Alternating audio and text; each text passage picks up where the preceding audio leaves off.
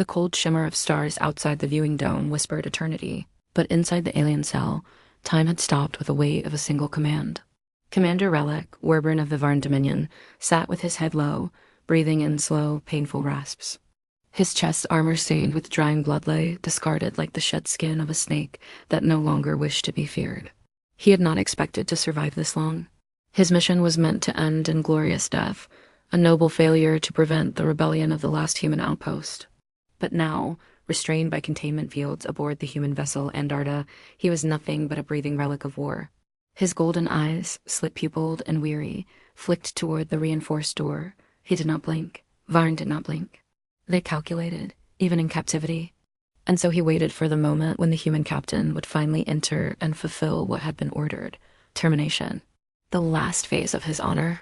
The one thing he still owned, but the one who entered was not a soldier. Not a captain. Not even armed.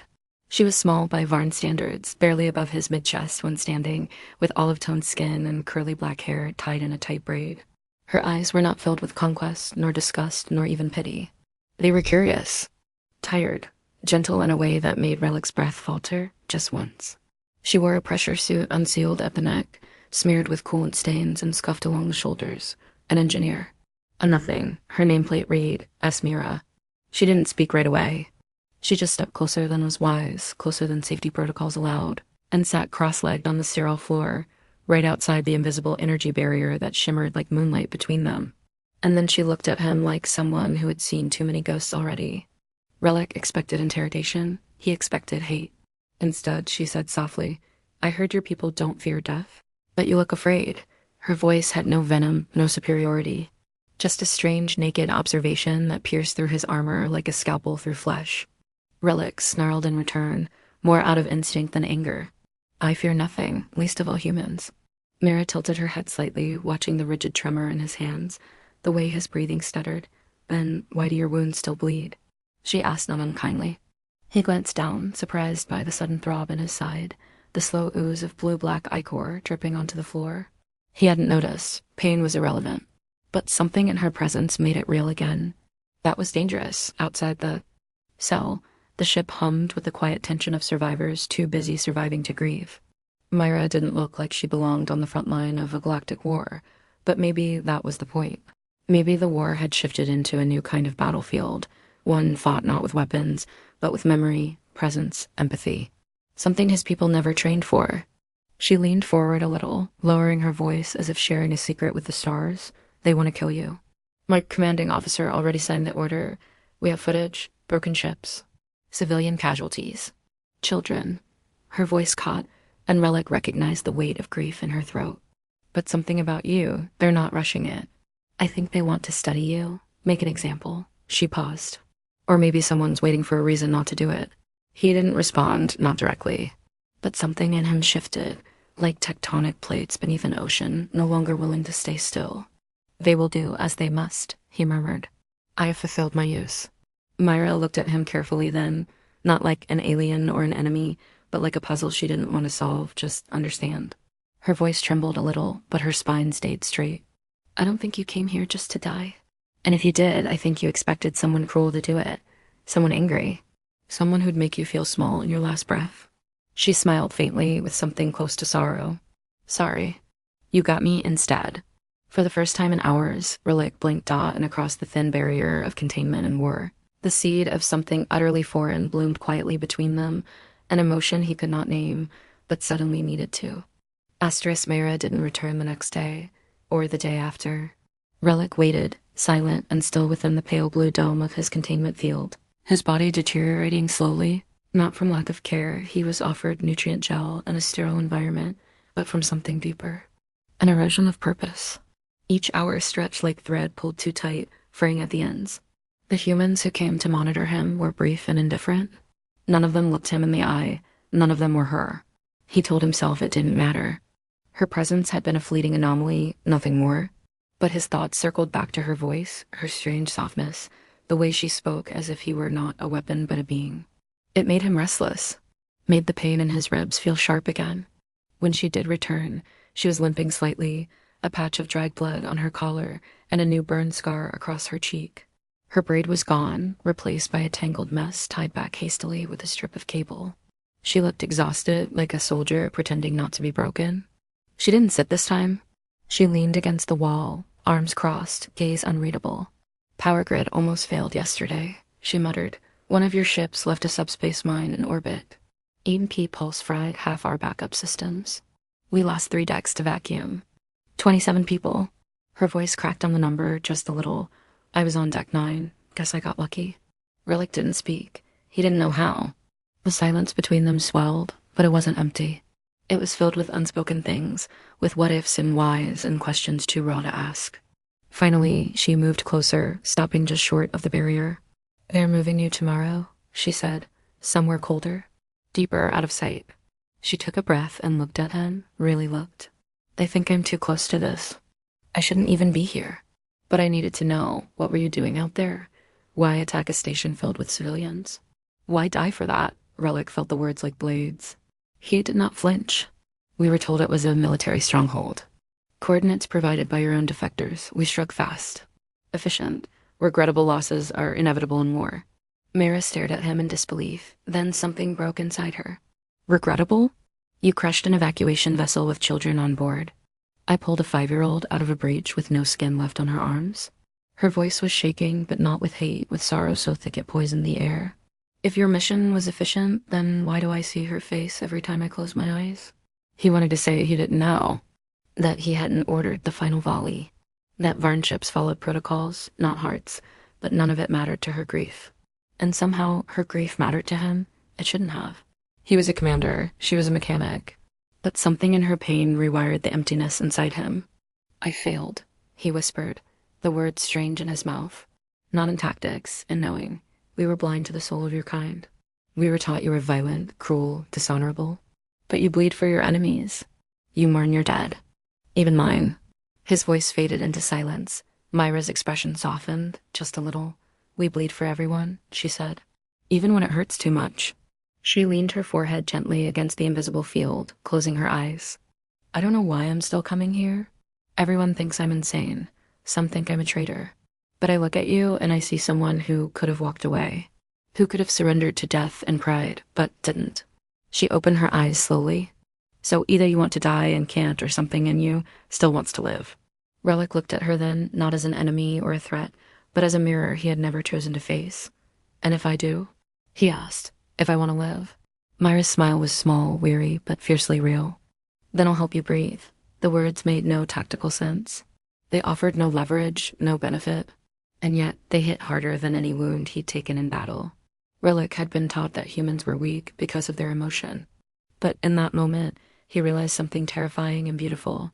Their emotion was their strength. It was what made them stand against extinction, what made them mourn the enemy, what made someone like Mira kneel before the monster who ruined her ship and say, I'll help you live? He didn't know how to answer. So he simply closed his eyes, leaned forward, and for the first time since capture, allowed himself to breathe slowly, with no fear of what came next. The days blurred together aboard the Andarta, as if time had become water fluid, heavy and difficult to hold. Outside the reinforced walls, the war still burned across starscapes and fractured moons. But within the isolation chamber, a quiet. Truce had taken root between two beings who should never have met this way. Mira came often now, no longer as an engineer under orders, but as something else, an anchor, perhaps, to a being adrift. She brought no weapons, no threats, no demands, just questions, just presence. And in return, Relek began to offer pieces. Of himself, slowly, cautiously, as if each memory were a blade dulled by time. He spoke of his first campaign. Of how he was taken from the birthing crucible at the age of 6 rotations and trained to kill with precision, loyalty, and no curiosity. Of how his species had long abandoned empathy as weakness, replacing it with order and duty. He told her of his siblings, born in the same genetic batch, raised in squads of 10, only 3 surviving past adolescence. He never named them. Names were considered unnecessary among the Varn. They were identifiers, not connections. But Mira gave him one anyway. Rel, she said one day, unprompted. That's what I'll call you. Means ashes carried on wind in old earth tongue. I don't think you're a fire anymore. But I think you're still moving, still becoming. He didn't argue. He didn't understand, but something in the name settled into his bones like warmth. Like recognition, thought in return, he asked about. Her people not the humans as soldiers or tacticians, but as creatures of hope. She told him about the oceans of her birth world, and the way her grandmother used to braid flowers into her hair when she was small. She told him about the dog she lost in the refugee ship crash, and how she still dreamed of its bark echoing through middle corridors. She shared, too, the darker truths, the failures, the scars. How she'd once abandoned a colleague in a failing engine room to save a family trapped beneath a collapsed corridor. The colleague hadn't made it. The family had. The guilt was still there, like a nail in her heart, and Relek listened, not because it was strategic, not because he had to, but because her pain made her real, and her realness made him feel something like shame, something like longing. One day, during a storm of electrical failures, the cell's power systems faltered. For 30 seconds, the barrier between them dropped with a quiet sigh of fading energy, just long enough for Relek to be free.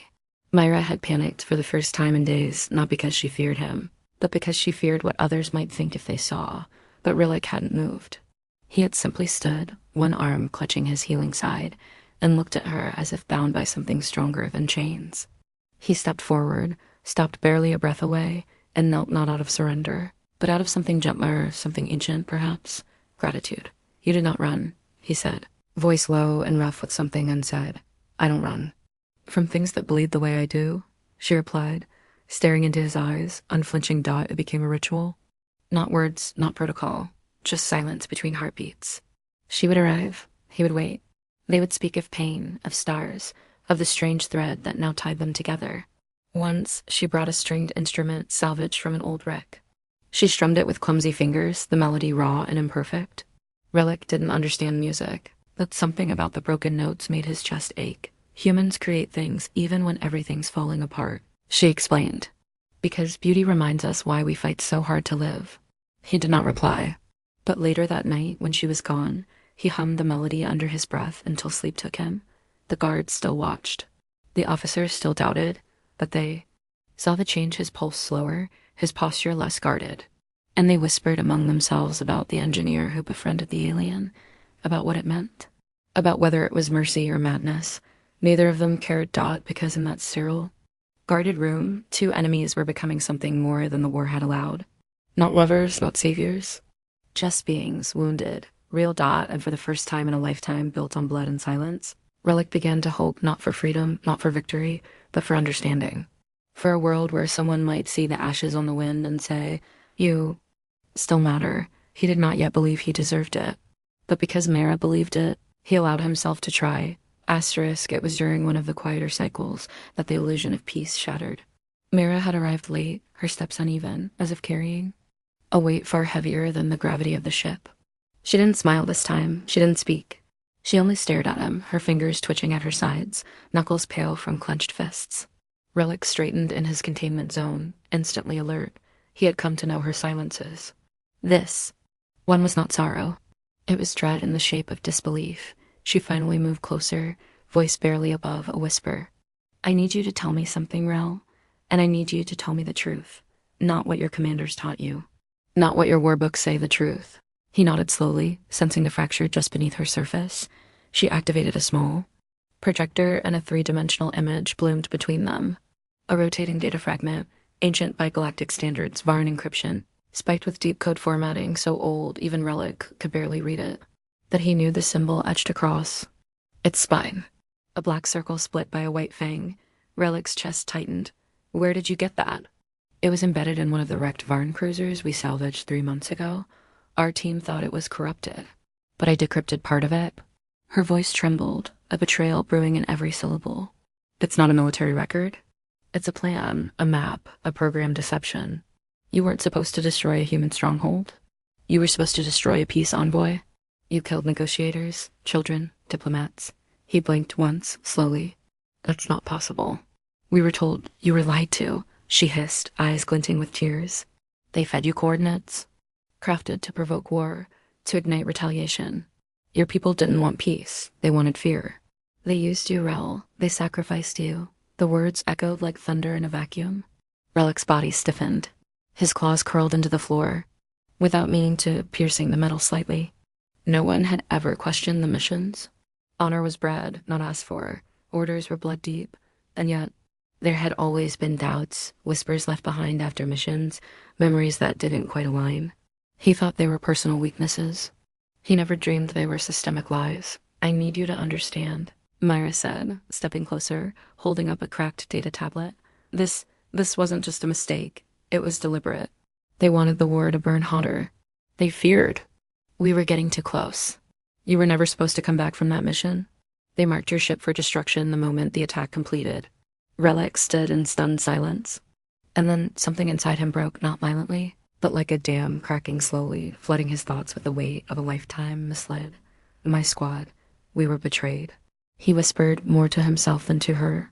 Mira nodded, and her voice was quiet now, tender but urgent. You were meant to die as a villain. No one was supposed to care what you felt. No one was supposed to find you. He turned away, his massive form trembling. For the first time, he looked small. And Mira watched with a breaking heart as the proud Varn commander collapsed against the wall, sinking to his knees like the gravity had finally tripled. They told me I would become a legend, he murmured. A name feared across galaxies. But they fed me false victories just to stoke the fire. I know, she said, kneeling at the barrier. That's why I'm here. He looked at her with something deeper than confusion, something close to grief. Why show me this? Why not let me die believing the lie? Her answer was simple, because truth matters, even if it hurts. Especially then. He stared at the projector. As it dimmed, the ghost of the Varn symbol fading into shadow. The truth had not freed him, it had shattered him. But even in the shattering, something else was being born. A resolve deeper than obedience, a rage colder than vengeance. Not toward humanity, but toward the architects of war who had stolen his will and made it look like honor. He met her eyes again, and this time, there was something new there, something sharp and burning. Then I will not die for them. Mira exhaled softly, her eyes brimming with water. Good, because they're coming to take you away. High Command doesn't want this secret out. They'll erase you before that happens. He stood, towering. Again, but not with pride this time, with purpose. They can try, he said. For the first time, they were no longer captor and prisoner, no longer alien and human. They were something else. Something forged by betrayal, pain, and truth. Something dangerous. The silence that followed was no longer the silence of rest or understanding. It was the kind that comes before storms, thick with choices that cannot be undone. Mira had always been careful not to ask too much, careful not to let her feelings slip into her duty. But now, there was no room for caution. Her heart raced as she disabled the internal monitoring field for exactly 28 seconds, the only window she'd carved open through days of sleepless reprogramming and quiet rebellion. It wasn't enough time to escape. Not yet, but it was enough to move, enough to plan. Relek had changed. She saw it not just in his posture or words, but in the rhythm of how he breathed. In the stillness between his sentences, where silence used to be armor, but now hung like sorrow, trying to shape itself into strength. His betrayal by the Varn Dominion had not just cracked his loyalty. It had given him something the Varn were never meant to have. Choice. And with choice came risk. So she made hers. I'm transferring you to the maintenance bay, she whispered, holding out a stolen command badge. It'll register your genetic trace as a security override for 90 seconds before it resets. Once you're through the door, I'll reroute the camera feeds.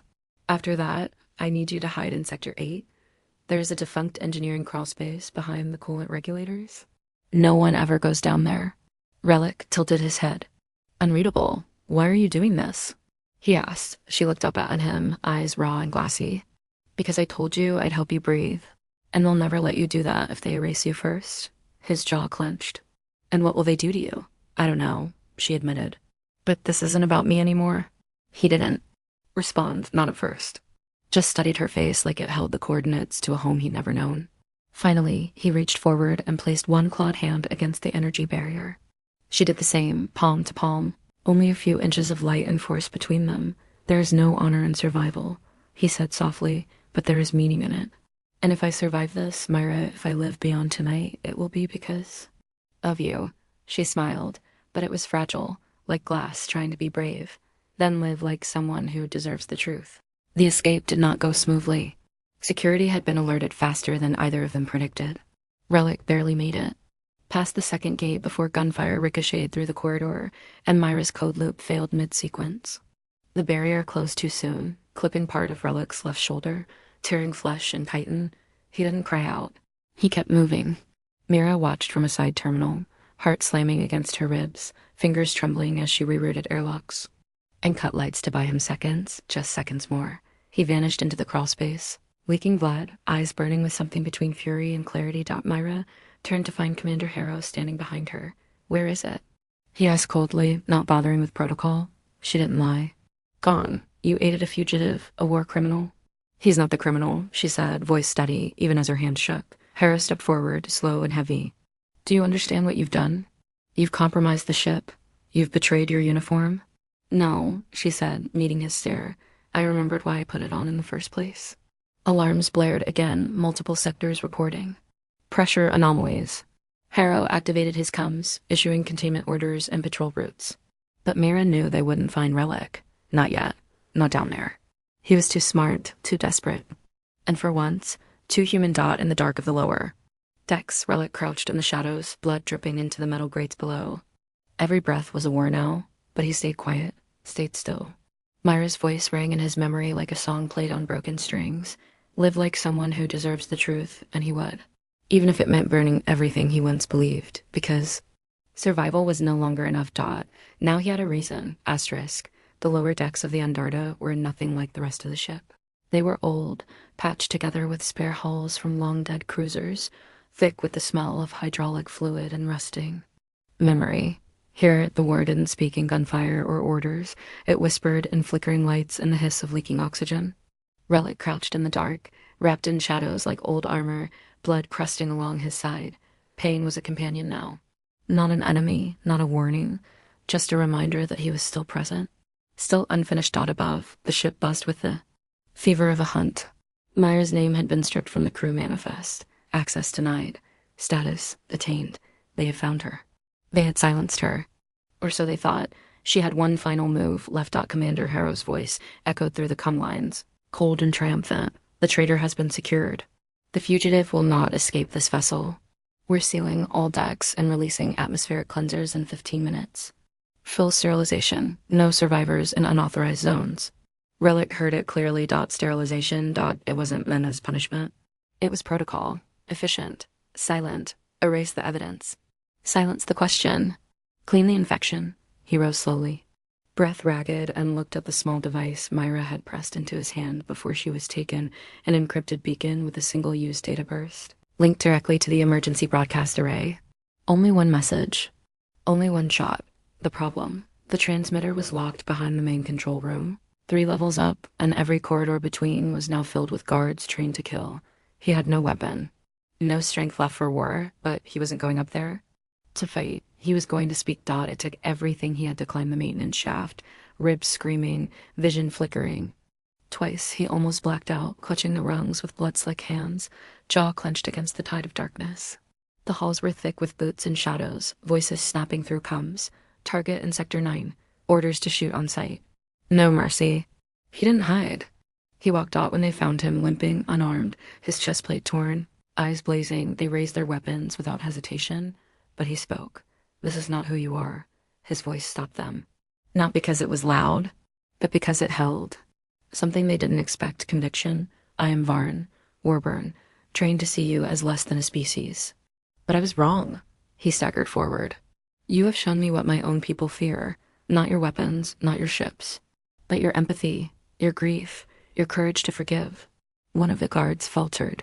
Another hesitated. "This war, Relek," continued, now speaking not to them, but to the ship itself, to every soul still listening, was built on lies. "I was used. My command was a slaughter dressed as strategy. Your people, your engineer showed me the truth, and she paid for it." The guards did not lower their weapons, but they didn't fire. Relek reached the control panel, hands shaking, and activated the emergency override. Mira's beacon pulsed in his palm. The broadcast began, across the ship, and eventually, across every human listening post within 3 light years, a signal erupted, not just of his confession, but of Mira's decrypted files. The warpath, the falsified coordinates, the Dominion's betrayal, and one image, a human engineer with tear-streaked cheeks and the courage to reach across an empire of hate. The broadcast was unfiltered, raw, a living act of defiance. Behind him, The chamber doors burst open.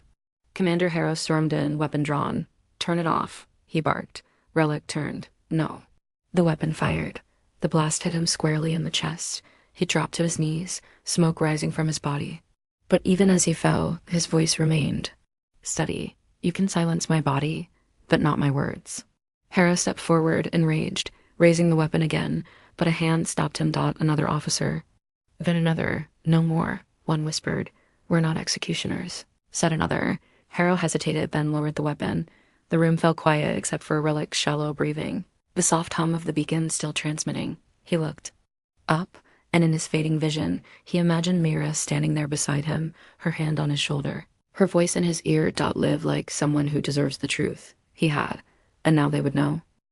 The infirmary was silent, the kind of stillness that sits between life and death, where breath is uncertain and every heartbeat is an argument with time.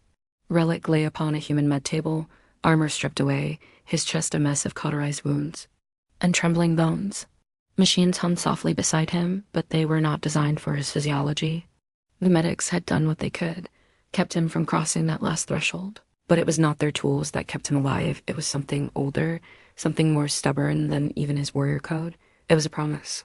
It was her. Mira sat at his side, her face bruised and swollen, lips cracked, a healing patch across her temple. They hadn't broken her. Interrogated, detained, questioned, yes, but broken? No.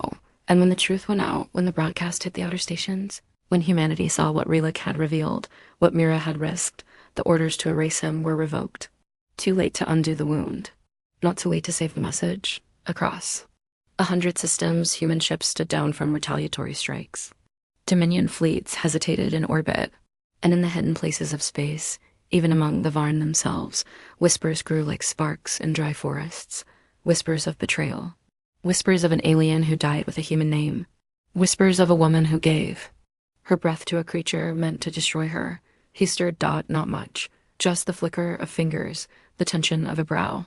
Mira leaned forward, whispering his name, not his old one. Not the one given by war, but the one she had spoken into being. "Rel," she said, voice cracking, "I'm here." His golden eyes opened, slow and unfocused, searching the white light until they found her. Even in his pain, he managed the faintest ghost of a smile. "You survived," he rasped. "So." "Did you?" she whispered back, eyes shining. His breath rattled in his chest like a machine winding down. "They'll come for me, my people. They'll want blood." She reached for his hand, held it gently. "Then they'll find the truth waiting instead." He looked at her, really looked, as if memorizing her face, not as a final act, but as something sacred. "I was born to end lives. You gave me mine." She laughed, a small broken sound. "Don't go poetic on me now. You're not dying." "I already did," he said softly, "on that battlefield. This is something else." They sat like that for a long time, hand in hand, silence humming between heartbeats, no longer a prisoner and his captor, but two survivors of the same great lie. Outside, the war began to shift, not ended, not yet, but changed. People asked questions now.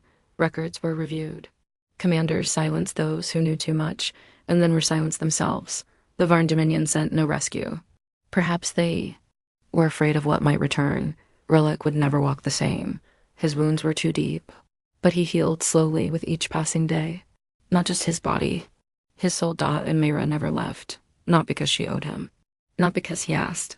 But because something had been born in the gap between fear and kindness, a bond that no war could break. Much later, Relek stood before a delegation of both species, his frame supported by a carbon spine brace, his voice thin but clear.